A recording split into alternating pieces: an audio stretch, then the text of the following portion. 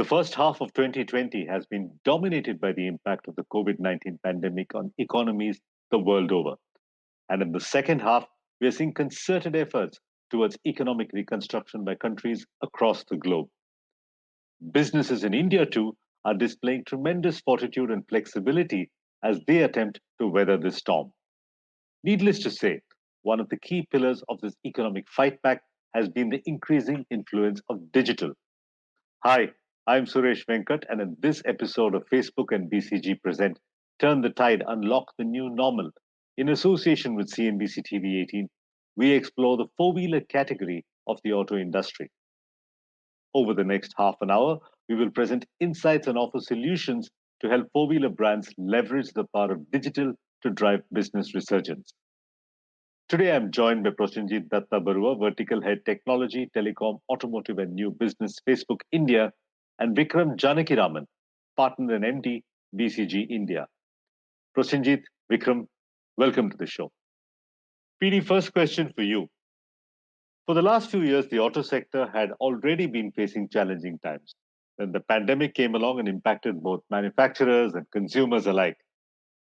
What are the top three highlights from the Facebook BCG report for the four-wheeler industry? Thank you, Suresh. Having worked with this industry for a few years now, I'm filled with nothing but admiration and respect for the way they've handled the situation. It's been a tough 2 years. First it was the slowdown that impacted them, and then followed by the pandemic. Now, historically, the auto industry has been very active on traditional media. And what we see now happening aggressively across the sector is a strong adoption of digital. And this move of the automakers has only been validated by the findings that we had on the Facebook BCG report. And let me share with you, Suresh, the top three findings. Finding number one, 85% of the people interviewed actually said they're influenced on digital when they make the auto purchase. 70% of the people actually said that they have decided what model and what car to buy before they get into the showroom. That's a big number. And it also draws impetus on the fact that the OEMs have to be always on and be visible when the customer is making that decision on buying the car that he or she wants.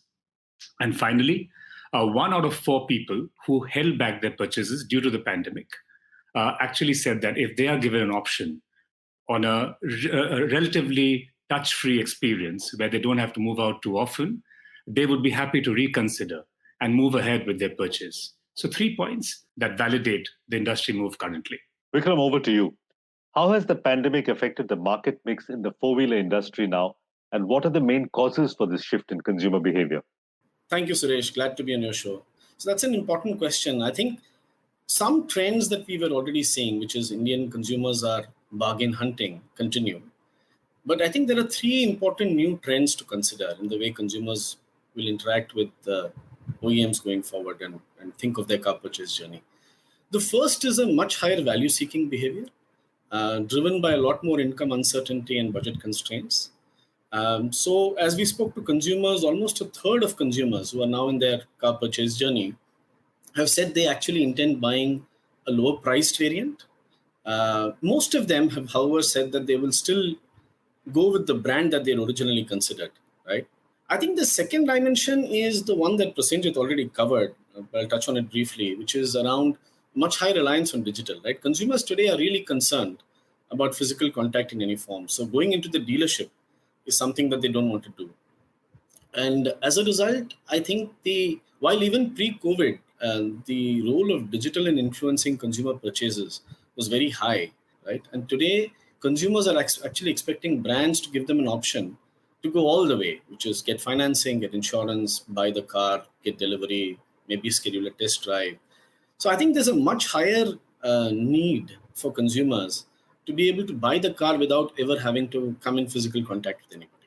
And the third dimension is, again, an extension of the fear consumers have around the contagion and hence the need for social distancing. We are seeing a shift away from public transportation and shared mobility. People who own a car, earlier around 50% of them would use it as their primary mode of transportation. And now we are seeing that go up all the way up to 70%. And the second dimension is important, which is intenders, so people who intend buying a car. Pre-COVID, we would see around 30% of them actually said they were buying the car primarily for their main transportation mode. And that number's all the way up to 50%. So that has a huge implication for new car purchases, perhaps more the entry-level cars. PD, coming back to you, in this era of social distancing, the consumer is looking to reduce frequency of visits to dealerships. So, what are the key obstacles that digital must overcome for a bump-free online purchase experience? At Facebook, we have something called a virtual launch toolkit, where it's a combination of AR filters, where you can actually display and demo the car and actually have a virtual touch and feel experience for the consumer to get a feel of the car. That's one very strong one there. That's supported by messaging solutions that the consumer can then leave a lead or talk to the dealer directly. So we have worked with a few OEMs to create digital showrooms as such for consumers to actually browse the car on a digital environment. Along with that, I think given that 70% of people have already made up their mind on what car to buy, there's a strong role that influencers can play in helping them make up that mind. So using influencers and branded content, I think, is another key part that I would urge the OEMs to look at. Coming to the next point, I think the other one is how this entire offline to online movement is happening. And at Facebook, we are very proud to partner with the offline industry, which is basically the dealers, and help the dealers move from a truly offline environment that they were part of pre-COVID to now a hybrid and then a purely online environment that they're moving towards. That includes training and a lot of other tools that we're giving them on becoming online players, because that's where the consumer is right now. And third point is use hyperlocal. Use our hyperlocal solutions and start targeting within your catchment area, because the trust of the consumer with a dealer who's in his catchment area is always the highest. So if I have a Nexa showroom at Vipul Sona Road, targeting me when I stay in that area, it has a far stronger sense of trust. So actually play on that trust factor and target the consumer in a hyperlocal environment and generate leads and inquiries for your business. Vikram, coming back to you. Now, reports tell us that the pandemic has led to cutbacks in discretionary and big ticket spends like four-wheelers, for instance. But marketers must obviously be keeping their eyes open on any movement from certain sets of consumers as well as particular product segments. So, which demographics are still displaying a positive spending sentiment, and what product segments are they likely to target? I think coming to consumer segments, again, a few things are are quite visible. First is that the affluent segment, right, which has much lesser income uncertainty, is still intending to buy. For similar reasons, I think metro consumers, right, particularly ones 26 years plus, right, are still showing a greater resilience and hence an intent to buy. Perhaps because, again, they see less of income uncertainty compared to a person who's just starting off on his or her first job. So I think these are some of the trends that we see. So, PD, coming back to you, how has the new paths to purchase shaped up for the auto consumer post-COVID-19, and how should the industry adapt to this change? As I said earlier, consumers are spending more and more time on digital. 85% of them have been admitted to be influenced by digital. So that's a big one there. They're also looking at a minimal touch experience with their OEMs. So I think this is a great call out and a great time for OEMs to innovate and pivot strongly towards digital. And at Facebook, with over 400 million people, Indians who are on Facebook, WhatsApp, and Instagram, I think we have a full funnel solution, meant for all OEMs to make the most of this and come out shining out of the new normal. For me, Suresh, I think this is a massive opportunity for the industry to pivot to a far more effective and an efficient way of doing business. Vikram, my final question to you. What's the one big takeaway for a four-wheeler marketer? I think there is a huge opportunity to really change the way you interact with consumers, right? And give consumers a far more safe environment in which to interact with dealers and with brands. And that's increasing use of digital. I would even take that one step further and say it's not just about selling consumers the car, but it's really about managing the entire life cycle of how they use that car, right? Whether it's around service, whether it's around spare parts, end of life. I think there's a huge opportunity for OEMs in this unfortunate pandemic to really reshape the way they interact with consumers and also the role that they play in managing the overall life cycle of the consumers. And at this point, I'd like to thank Vikram for his insightful analysis of the evolving trends in the four-wheeler category. Thank you, Vikram. Here's a quick reminder for our audience. If you'd like to know more about the Turn the Tide initiative, please scan the QR code to access the Facebook BCG report on the four-wheeler category. We now speak to a business leader from the auto sector who's leveraging the power of digital to drive business resurgence in the new normal. It is my pleasure to introduce Shashank Srivastav, Executive Director, Maruti Suzuki, India. Welcome to the show, Shashank. Shashank, what are some of the consumer behavior trends that you are seeing post-COVID-19? And what has been the impact of this on your marketing strategy and your media mix? Yeah, so first of all, the biggest trend which we find today is that people are very, very concerned about the health and the safety issues relating to purchase of the car. And that means the visits to the showroom are much less than what they used to be. And people have clearly made a choice for more digital experience and they would like to have sort of a touchless digital journey while purchasing of the car. Whenever things are a little uncertain, people do gravitate towards the more established brand, the more reliable brands. And therefore, the trust and the brand becomes a very important factor when they decide which product or from whom they should buy the product. Third trend, clearly, which we have observed is that with a little bit of more uncertainty regarding the business environment, regarding income levels, which are expected to fall a little bit as most projections show, consumers are actually downgrading their choices across the segments. Fourth trend, which we have found, is that the first-time buyers in the four-wheel categories are increasing, and the replacement car buying is getting a little less. And that is the reason why we have quickly enhanced our digital platform. And one thing which obviously this thing is when you try to make a media mix changes, it is not just about the media changes. So clearly OH or traditional media like cinema or radio, they were little less and in fact quite less. And obviously we shifted our spends to the digital medium. In fact, it's now almost a third of the expenditure we have. It's almost, I think, about 200 crores on an annualized basis of the 600-700 crores which we are spending on the media. PD, coming to you, how important will digital post-purchase advocacy be as a source of influence for consumers?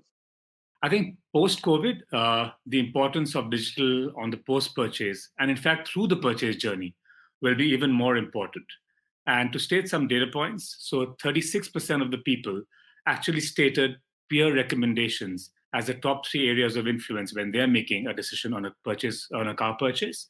And 44% of the people claim that they have gone to social media and brand websites to make up their mind to buy the car and also to look at customer feedback post-purchase. So that's a big, big number there.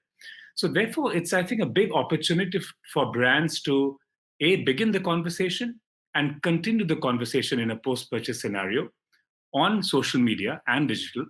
And at Facebook, we have solutions could be a targeted communication to the consumers who've actually bought your car, to immersive creatives, to an ability to actually have a one-on-one conversation through our messaging tools. So work through the value chain and not just the marketing piece that we spoke about, but I think an ability to reimagine the entire value chain, pre-purchase and post-purchase, so through the entire journey. So I think it'll play a big, big role there.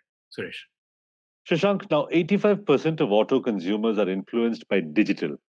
Now, with people spending a lot of time online, digital is clearly the preferred channel for brands to reach out to their target audience. How are you leveraging the power of digital, especially social media, to reach your consumers? Actually, we found that in India, there are more than about 500-600 million consumers, 350 million having smartphones and 220 million going or that types into the social media. So I think a combination clearly indicates not only spends on digital, but also on social media. And social media allows us to approach in a personalized way individual customers. So it's also in the language and the vernacular where based on their geolocation. So that's something which we have tried in the past with many states, including Tamil Nadu, etc., where we are able to, push the both the awareness and the both the salience as well as the consideration scores very rapidly thanks to use of social media. Facebook, of course, and Instagram. Actually, they are the major ones where we spend a lot of our marketing spend, largely for better ROIs. Because as I said, when the consumers are going in the digital way, so we have to follow the consumer. Shashank, so how are you creating zero contact purchase journeys for consumers in these times? I think in automobile, we will probably not have 100% contactless or digital experience. Because, and I'll explain why. We have researched right from the point when a person thinks of buying a car to actually when he purchases the car. There are 26 touch points, which includes, of course, a brochure, downloading, looking at comparing vehicles or brands, and so on and so on, getting more information. Therefore, it is very important for us, as I mentioned earlier, that since consumer want a contactless thing, to digitize as many of these 26 touch points. We have done about 21. Two of them, I believe, may not be maybe contactless, but may not be digital. For example, the test drive or the actual delivery. So that has to be done physically. Even though it could be contactless, we are offering contactless deliveries also. The points which are not yet digitalized are the e-financing, where consumers interact with banks and representatives, goes back and forth, documentation, etc. Those 3 touch points are still not digitalized, and that's also what we are trying to do. So that is the direction which we are taking. So by the end of, let's say, another 5-6 months, we should have about 24 touch points, which will be completely digital. We are also looking at digital contact, even at the awareness and brand building level. So I think that is how we are planning our journey going forward, to make things more contactless, digital, as much as possible for our customers. Shashank, my final question to you. What does the future look like for the four-wheeler sector? So post pandemic, actually, once we restarted the business, surprisingly, not only for people outside the industry, but also people within the industry, they were pleasantly surprised with the bounce back that we witnessed in the auto industry. In fact, if you go by parameters of demand for consumers, reflected largely in retails or in inquiries or in bookings, we are somewhere at around 85-90% of the pre-COVID times. So I think that's a pretty strong bounce back. And we also see the bounce back stronger in rural areas. And the rural areas will probably do better because the COVID sentiment there is much better. And Maruti Suzuki is pretty strong there. We have about 38% last year of our sales was in the rural sector. It's already about 40%, close to 40% in so far this year. And however, for the industry, 80% of the sales still comes from urban areas. And urban areas, the demand, of course, it does in the long run will depend on the fundamental parameters of economy. We are hopeful that when the industry starts, when the economy starts coming back to its normal levels, we will see much better days ahead for the auto industry. PD, my final question to you. What's the one Facebook solution that a four-wheeler marketer should be looking at? Great question, Suresh. I would be a little greedy here. And I think the way I'd see this is, I'd look at a marketer to look at Facebook not as an ad solution, but as a full funnel business solution. So work across the value chain and look at our full funnel set of solutions, right from awareness to consideration to intent and purchase, and how we can partner as true business partners to drive efficiency and effectiveness in this entire chain. And I think COVID has actually been a brilliant catalyst in one way for marketers to actually stretch that imagination and reimagine how they go about reaching out to consumers and visualizing the purchase journey. And at Facebook, Suresh, I think we are ready and we are proud to partner with the industry with our set of solutions that I spoke about and help them make an only more profitable entry into the new normal. And that brings us to the end of our sectoral discussion on the four-wheeler category of the auto industry. Shashank and PD, thank you for a truly enlightening analysis of the trends that are reshaping this sector. And to our audience, if you'd like to know more about the Turn the Tide initiative, please scan the QR code to access the report on the four-wheeler category. With that, it's a wrap on this episode of Facebook and BCG present Turn the Tide, Unlock the New Normal in association with CNBC TV 18.